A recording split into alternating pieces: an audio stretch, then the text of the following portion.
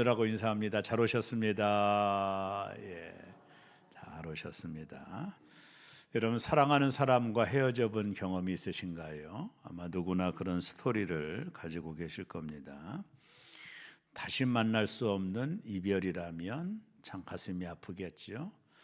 이것을 바울 사도의 이야기로 대비를 해보면, 바울 사도가 오늘 예배소 교회 장로님들을 밀레노라는 곳에서 만납니다. 바울이 밀레노에서 한 30-40km 떨어져 있는 예배소에 가지 않은 이유는 바울이 오순절날 맞춰서 예루살렘을 가야 되는 시간의 긴박함 때문에 바울이 예배소에 있는 장로님들을 밀레노로 오라고 하셨어요. 특별히 바울은 순회전도자로 한 지역에서 1주, 2주 이렇게 텀을 두고 복음을 전하는데, 예배소에서는 거의 3년 동안 바울이 이제 복음을 전하게 됩니다. 그 말은 바울이 예배소 성도들에게 그만큼 깊은 정이 들었고, 또 예배소 성도들과 끊을 수 없는 귀한 관계에 있었다, 이렇게 보면 됩니다. 그래서 그런 마음으로 바울이 이제 예배소의 리더십을 가지고 있는 장로님들을 밀레노로 오라고 하셔서 바울이 이제 마지막 고별 설교를 해요. 바울은 압니다. 이것이 그들과의 마지막 만남이라는 것을. 역사적으로 보면 바울은 이 예배소 장로님들과 마지막 만남을 갖습니다. 그리고 바울은 예루살렘 들렸다가 로마로 후송되어 순교를 해요.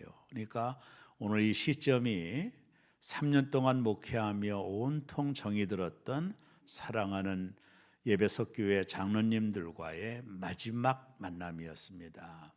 바울의 마음도 뜨거웠을 것이고, 또 마지막으로 바울을 보는 장로님들도 아마 가슴이 뜨거운 그런 이별의 만남이 오늘 본문에 나와요.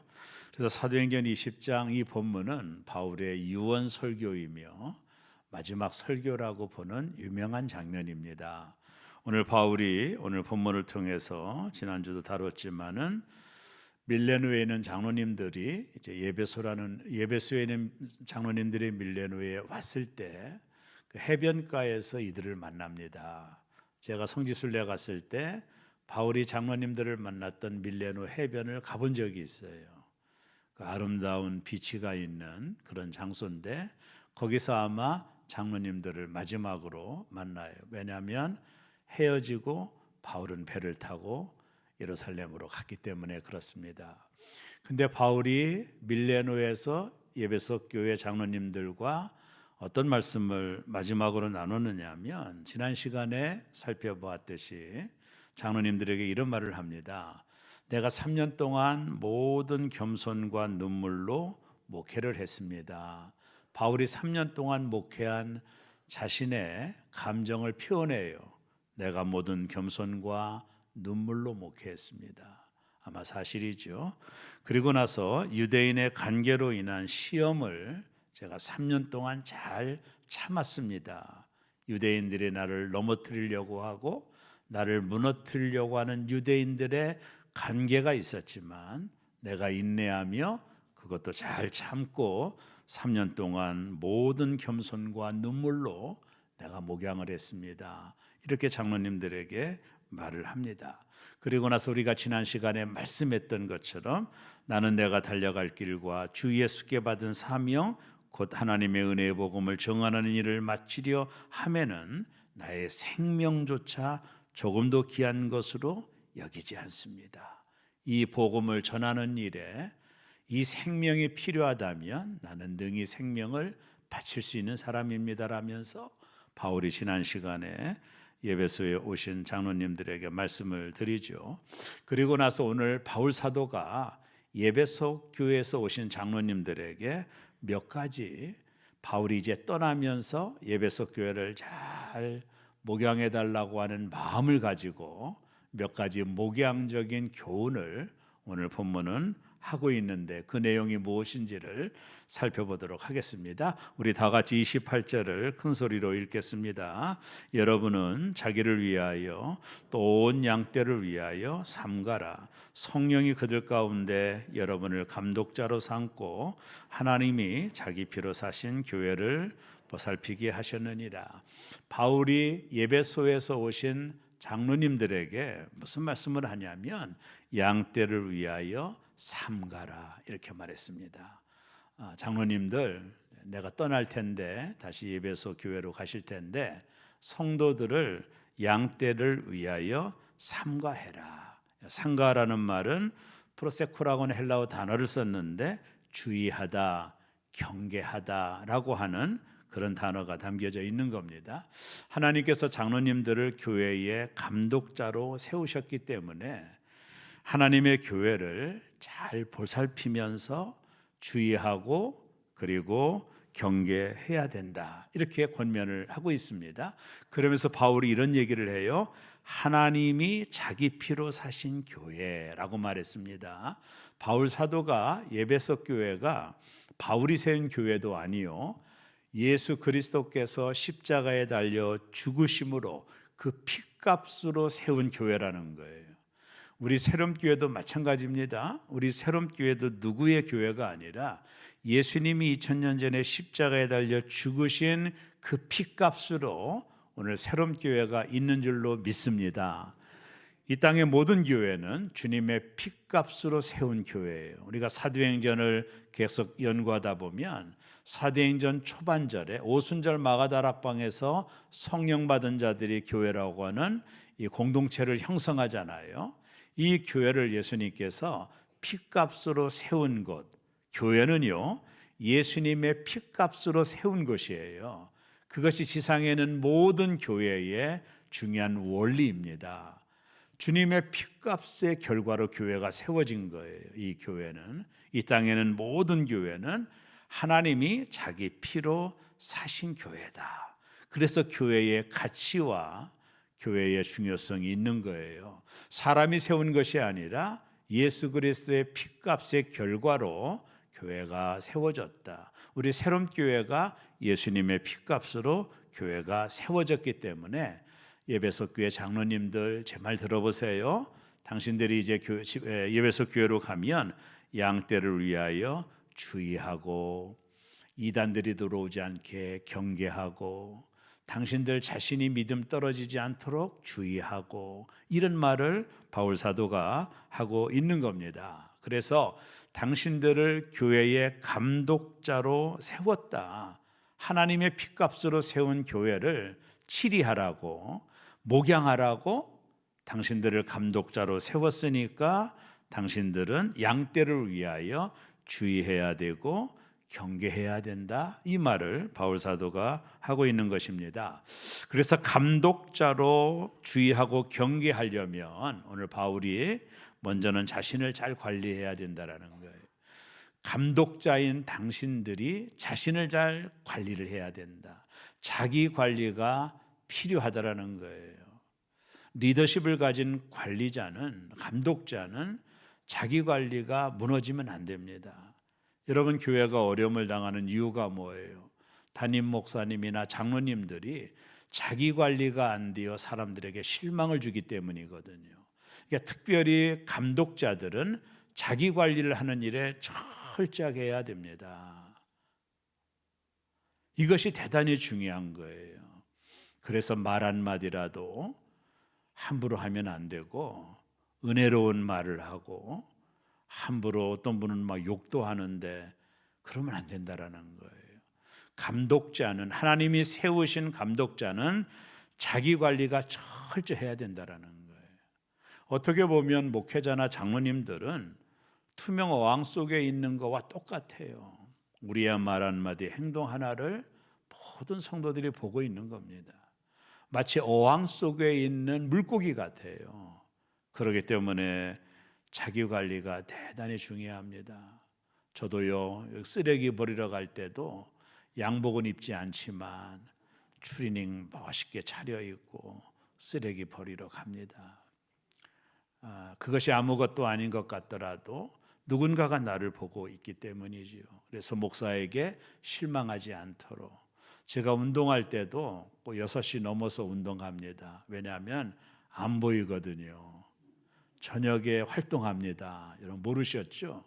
낮에는 볼 것 같아서 저 뚱뚱한 목사 걸어간다고 흉볼 것 같아서 저녁 으스름한 시간에 나갑니다.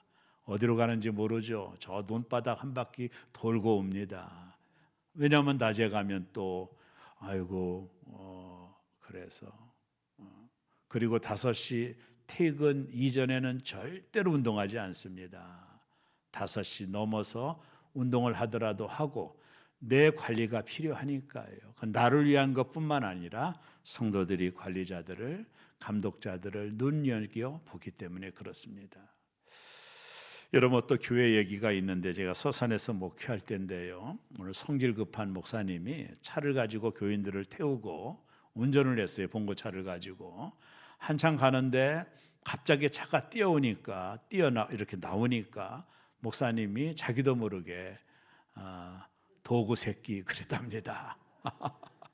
뒤에서 성도들이 다 들었습니다. 도구 새끼 막 이렇게 하면서 막 얼마나 화가 났으면 도구 새끼라고 하겠어요. 그래서 그 목사님이 자기가 후회했다고 그래서 이 감독자들은 입술에 파수꾼을 세워달라고 기도해야 돼요. 여러분 제가 욕하는 거 들은 적 있으면 발바닥을 들어보세요. 안 합니다. 자기 관리가 대단히 목회자는 저도 늘 부족하지만 자기 관리라고 하는 게 대단히 중요합니다. 왜냐하면 모든 사람들이 보기 때문이에요. 그래서 이 목양은 어려운 겁니다, 실은요. 더군다나 저는 이 사택에 살잖아요. 이게 얼마나 괴로운 건지 내가 얘기할까요? 저는 늘 교회 안에 있는 사람입니다. 가끔은 좀 멀리 살았으면 좋겠는데 장로님들이 허락 안 하셔가지고 지금 내가 늘 교회 안에 있으니 늘 긴장입니다. 항상 긴장할 수밖에 없어요. 교회 안에 있으니까 그런 것이 좀 저에게 있지만 그래도 좋은 건 뭐냐면 가까우니까 교회가 언제나 올 수 있으니까 그런 장점도 있지만 왜냐하면 목회자들 특별히 장로님들도 마찬가지입니다. 교회 리더십을 가진 자들은 자기 관리가 아주 중요합니다. 목회자가 자기 관리를 못하면 목회 10년 못합니다. 자기 관리가 안 되면 목회 10년 넘어서 하기가 어려워요. 왜냐하면 허물이 드러나고 자기가 관리가 안 된 목사들에게 교인들이 실망하거든요. 그렇기 때문에 자기 관리라고 하는 것은 대단히 중요하고요. 장로님들도 마찬가지입니다.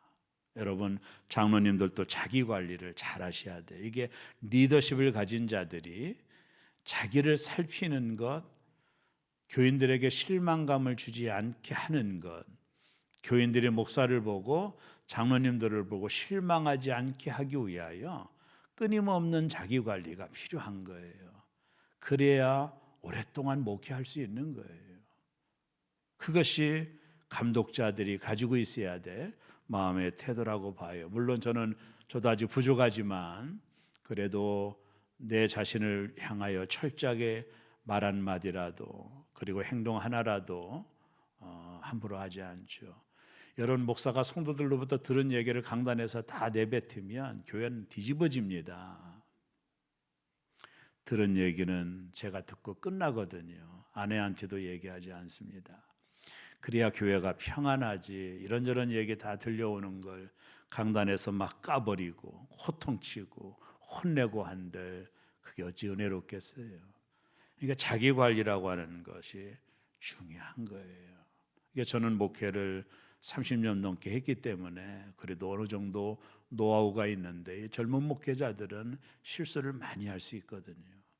이게 감독자는 자기를 잘 관리해야 된다는 자신의 영적 상태를 늘 관리해야 된다는 거예요. 오늘 바울이 예배소 장로님들에게 그런 말씀을 하고 있는 거예요. 그리고 하나님이 주신 직분이라는 걸 꼭 기억해야 된다는 거예요.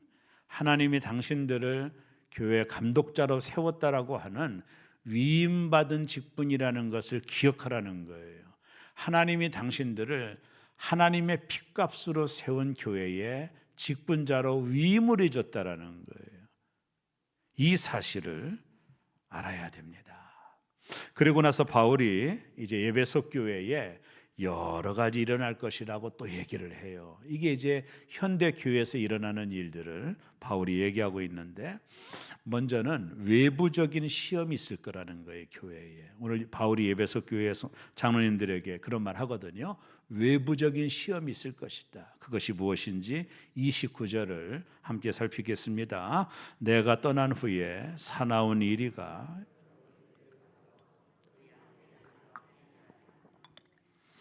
에베소 교회 장로님들, 에베소 교회가 앞으로 외부적인 시험이 올 겁니다. 그건 뭐냐면 사나운 이리가 여러분에게 들어와서 그 양떼를 아끼지 않을 겁니다. 이 말은 뭐냐면, 여기 사나운 일이라는 말은 거짓 교사들, 이단들이 에베소 교회 안에 들어와서 그 양떼를 아끼지 않고 훔쳐갈 거라는 거예요. 오늘 바울은 에베소 교회 장로님들에게 부탁을 하고 있는 거예요. 에베소 교회가 앞으로 외부적인 시험이 올 거라는 거예요. 그 시험이 뭐냐면, 거짓 그리스도인들이 들어와서, 이단들이 들어와서 에베소 교회 성도들을 아끼지 않고 훔쳐갈 거라는 거예요. 오늘 바울이 그 이야기를 하고 있는 겁니다. 또 하나, 내부적인 시험도 있을 거라고 말을 해요. 외부적인 시험은 이단들이 들어와서 에베소 교회 양떼들을 훔쳐가는 일이고, 내부적으로 또 시험이 있을 텐데 그 얘기를 30절에서 하고 있어요. 우리 다 같이 한번 읽겠습니다. 또한 여러분 중에서도 제자들을 끌어 자기를 따르게 하려고 어그러진 말을 하는 사람들이 일어날 줄을 내가 아노라. 아주 심각한 얘기하죠. 바울 사도가 에베소 교회 장로님들에게, 장로님들, 당신들 중에 누군가가 당신들을 따르게 하려고 어그러진 말을 하는 사람들이 당신들 중에서 일어날 거라는 거예요. 자, 이 말을 들었던 에베소 교회 장로님들이 충격을 받았겠죠. 아니, 우리 중에 누가 그런 사람이 있다라는 건가? 근데 바울은 정확히 말합니다. 여러분 중에도, 장로님들 중에도 예수님을 따르라고 하지 않고 나를 따르라고 하려고 어그러진 말을 하는 감독자들이 있을 거라는 거예요. 이건 내부적인 시험이거든요. 오늘 우리에게 한번 적용을 해보세요. 오늘날도 교회가 마찬가지죠. 여러분, 교회는 절대로 어떤 파를 만들면 안 돼요. 여러분 저를 알다시피 저는 제 파가 없습니다. 새로운 교회 안에 저는 파가 없습니다. 어떤 목사들은 자기를 따르는 파를 만들어서 힘을 하던데 큰 목회가 아니에요. 우리 모두 목회자는 중립에 서서 성도로 하여금 예수님을 따르게 만들어야지, 목회자가 어그러진 말로 자기를 따르게 만들고 자기 세력을 만들어서 힘을 나타내려고 하는 이런 내부적인 시험이 당신들 중에서도 누군가가 그 일을 할 거라는 거예요. 그러니까 이 이야기를 들었던 에베소 교회 장로님들이 뜨끔했죠. 역사적으로 에베소 교회는 장로님들 중에 니골라당이라고 하는 이단이 생겼어요. 에베소 교회를 연구하다 보면 이분들은 감독들이었거든요. 이들 중에 니골라당이라고 하는 이단이 생겨서 에베소 교회를 분열을 시켰어요. 그게 누구냐면 에베소 교회 장로님들 중에 그런 분이 있었던 거예요. 그러니까 바울은 지금 명확하게 이 에베소 교회를 진단하면서 에베소 교회가 장로님들이 당신들 편을 만들지 말라, 예수님 편을 만들어야지, 당신들을 편을 만들려고 어그러진 말, 거짓말, 이런 말로 파를 만들면 안 된다. 이게 에베소 교회 나중에 대표적으로 니골라당이라고 하는 에베소 교회 안에 이상한 당이 만들어졌어요. 그래서 에베소 교회가 많은 어려움을 당했습니다. 분란이 일어나고 고통을 당하고 어려움을 당했어요. 그 핵심 멤버가 오늘 이 설교를 듣고 있는 장로님들 중에 그 사람이 나온 거예요. 여러분, 교회는 모두 다 하나님 편입니다. 여러분, 교회는 누구 편이 없어. 목사님 편, 장로님 편. 여러분, 교회가 왜 싸워요? 목사님 편, 장로님 편이 생겨서 싸워요. 누가 그걸 만들려고 그랬습니까? 교회는 모두 다 하나님 편입니다. 내 세력을 만들고 내 아군을 만들어서 힘을 만들고 교회 큰일 납니다. 교회는 예수님 편밖에 없는 줄로 믿습니다. 여러분, 누구 편입니까? 예수님 편입니다. 교회 주인은 예수님이시죠. 교회가 어려움을 당하는 이유는 그거예요. 파가 만들어지는 겁니다. 누구누구 패밀리가 되어서 교회 영향력을 자꾸 행사하려고 하면 교회가 옳은 길로 걸어가기가 어려워요. 그래서 아무리 친해도 아닌 것은 아닌 것이라고 해 주셔야 돼요. 그래야 교회가 질서를 잡는데 나랑 친하니까 그냥 같이 동조하면 안 돼요. 오늘 니골라 당이 바로 그런 케이스였어요. 그래서 에베소 교회가 나중에 큰 어려움을 당합니다. 그러니까 바울은 에베소 교회가 외부적으로 이단들이 들어와서 어렵게 할 것이고 내부적으로는 리더십을 가진 자 중에 어떤 자가 팔을 만들고 어그러진 말로 자기 편을 만들어서 세력화하여 어려움을 당할 것이라고 바울이 예견하고 있는 거예요. 그건 역사적으로 정확하게 맞았습니다. 오늘 바울의 이 말이 정확하게 맞았습니다.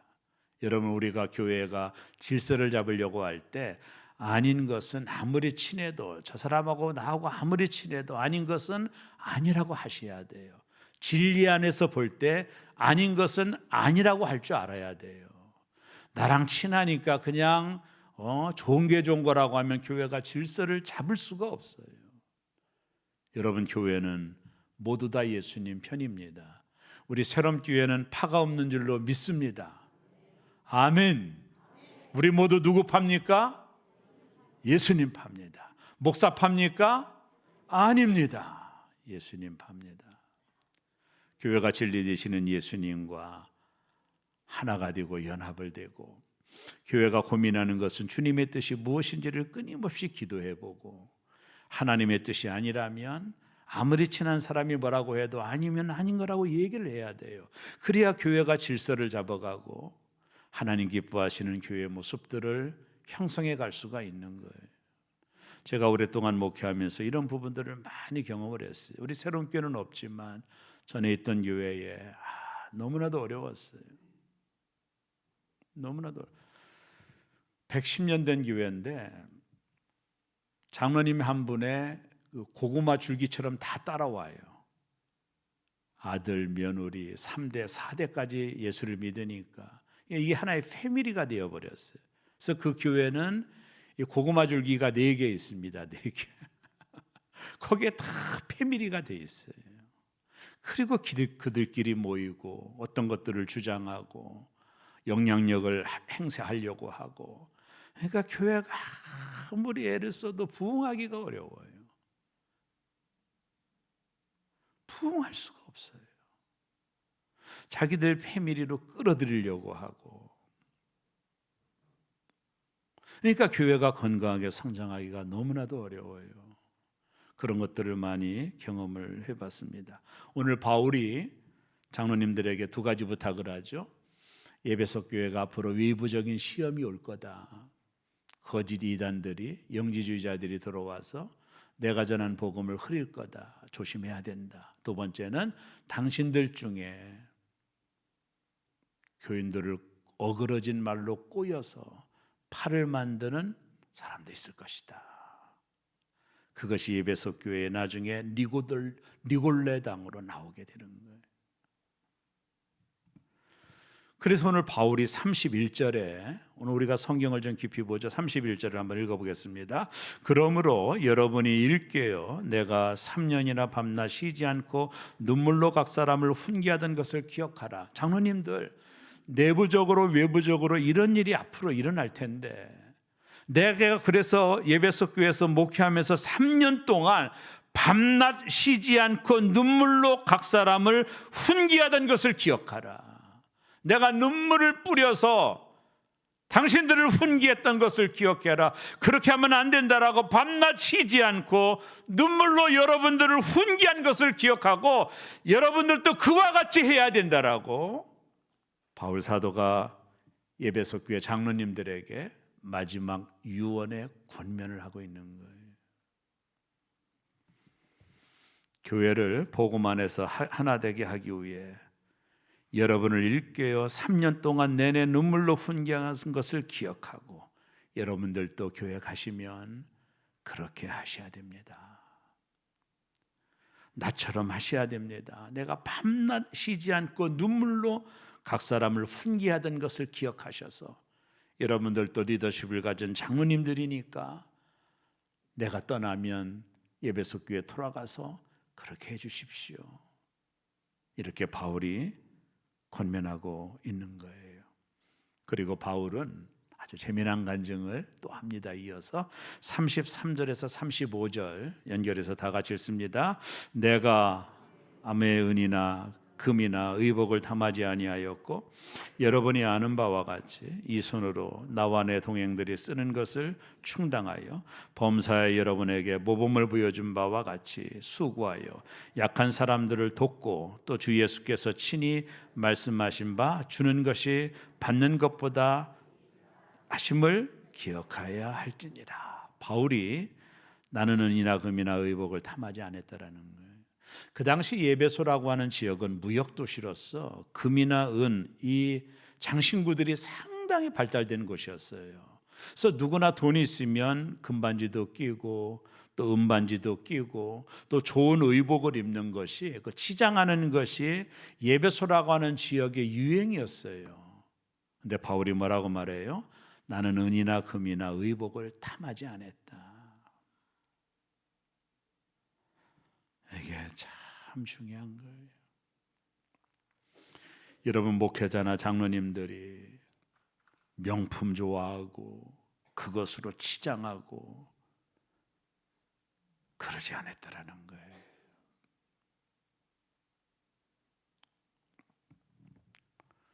제가 전에 목회할 때 이렇게 보니까 저희 교회는 아니지만 어떤 권찰님 한 분이 늘 그냥 명품으로 도배를 하고 오는 분이 계셔요. 어떤 때는 참 그래요. 근데 이분이 하나님 앞에 드리는 헌물은 일도 없어요. 일도. 참 안타까워요. 그분을 바라볼 때만. 자기를 위해서는 진짜 그렇게 투자하고 하나님의 나라를 위하여는 아무것도 하지 않는 좀 이중배반적인 사람들도 교회 안에 참 많아요. 자기를 위해서 투자하는 건 아깝지가 않아요. 근데 하나님 나라를 위하여는 인색해요. 오늘 바울이 그러잖아요. 나는 그 은이나 금이나 의복을 탐하지 않았다라는 거예요. 그 흔한 의복조차도 탐하지 않았다라는 거예요. 그리고 나서 자신의 생계를 위하여 일하였고 함께하는 사람들을 내가 도와주었다. 바울은 천막 치는 직업을 가지고 있었거든요. 그 당시 목회자들이 바울이 무슨 사례비를 받는 것도 아니고 생계를 유지하기 위하여 일도 하고 거기서 나온 수입을 가지고 내가 다른 사람들을 도와주었다라고 말을 하고 있는 이유는 예수님께서 말씀하신 바 주는 것이 받는 것보다 복이 있다라는 걸 알기 때문이다. 바울이 그런 얘기하거든요. 내가 열심히 일하여 가난한 자들을 도와주는 것은 받는 것보다 주는 것이 복이 있다라고 하는 주님 말씀을 내가 알기 때문이다.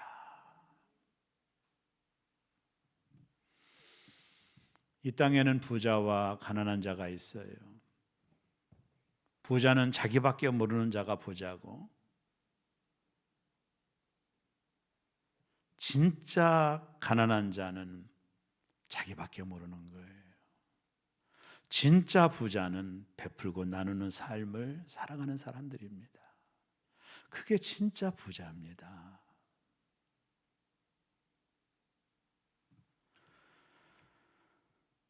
그리고 오늘 바울이 마지막으로 무릎을 꿇고 그들과 함께 기도하죠. 그러자 장로님들이 울며 바울의 목을 끌어안고 입을 맞춥니다. 그들을 가장 가슴 아프게 한 것은 다시는 자기 얼굴을 볼 수 없으리라고 말한 바울의 말 때문이에요. 여기서 이제 우리는 바울과 영원히 헤어지는구나, 천국에 가서나 봐야 되겠구나. 그래서 서로 껴안고 눈물을 흘리는 내용이 36절에서 38절에 나와요. 마지막으로 한번 읽어볼까요?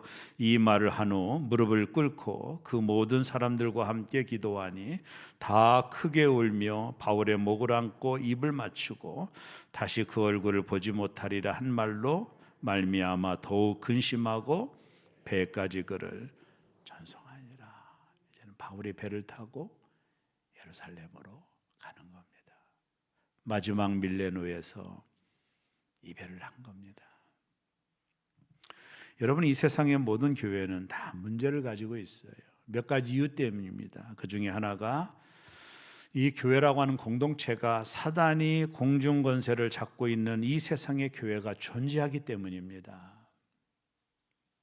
여기가 천국이라면 교회가 무슨 문제가 있겠어요? 그러나 사단이 공중 권세를 잡은 사단이 지배하고 있는 이 공간 안에 교회가 있기 때문이에요. 사단이 가장 적대시하는 것이 바로 교회입니다. 사단은 어떤 방식으로도 교회를 쓰러뜨리려고 합니다. 혈안이 되어 있습니다. 그러기에 사단은 끊임없이 교회가 시험에 들게 하며 진리를 어그러뜨리려고 노력을 합니다. 이 사단의 필드 그라운드에 교회가 있는 거예요. 그러니까 사단은 끊임없이 교회를 무너뜨리고 교회 문제를 만들고 교회가 싸우게 만들고, 이 모든 것이 사단의 역사입니다. 사단이 지배하는 이 세상 속에 교회라는 것이 존재하기 때문입니다. 두 번째는 교회의 연약성이에요. 여러분, 교회를 이루는 성도들이 모두 다 불완전합니다. 왜 사람들이 교회를 보고 실망할까요? 교회에서 천국을 기대하기 때문인데, 교회는 죄인들이 있는 곳이라 문제가 있을 수밖에 없어요. 우리 모두는 주님을 닮아가는 하나의 과정입니다. 그렇기 때문에 교회가 문제가 있는 것은 어찌 보면 당연한 것일 수도 있어요. 서로 성숙하지 못한 사람들이 던지는 말 한마디, 성숙하지 못한 사람들이 부리는 혈기, 성숙하지 못한 사람들이 내어받는 거짓말과 이간질, 이게 교회 안에 있는 겁니다. 그건 당연한 겁니다. 이것이 교회가 가지고 있는 연약성입니다. 그럼에도 불구하고 우리는 하나님의 말씀 안에서 성화를 향하여 주님을 닮아가는 모습으로 날마다 변화되어 가는 거예요. 제가 이번 주 제자훈련할 때도 그런 얘기했습니다. 교회는 완성된 곳이 아니에요.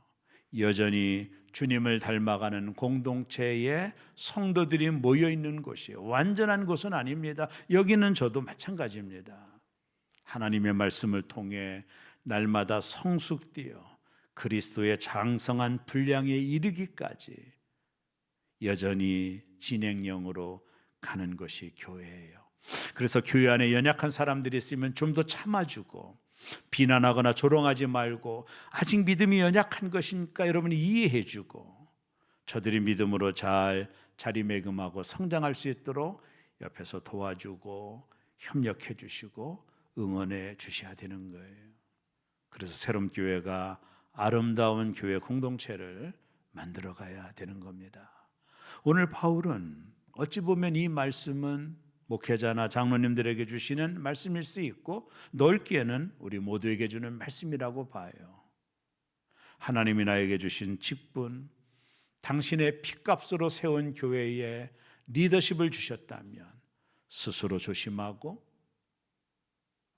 나를 날마다 돌아보면서 이 교회의 어둠의 세력들이 들어오지 못하도록 영적으로 깨어있고, 이 현상이 하나님의 뜻인가 사단의 뜻인가를 분별할 수 있는 지혜를 달라고 하셔서 우리 새로운 교회가 지금도 너무 잘하고 계시지만 앞으로 더 하나님의 은혜 안에, 하나님의 축복 안에 양적으로 질적으로 성장해가는 이 교회가 되어지시기를 주의 이름으로 축원합니다. 여러분이 모두 다 그 주인공이 되어지시기를 주의 이름으로 축원합니다. 기도하겠습니다.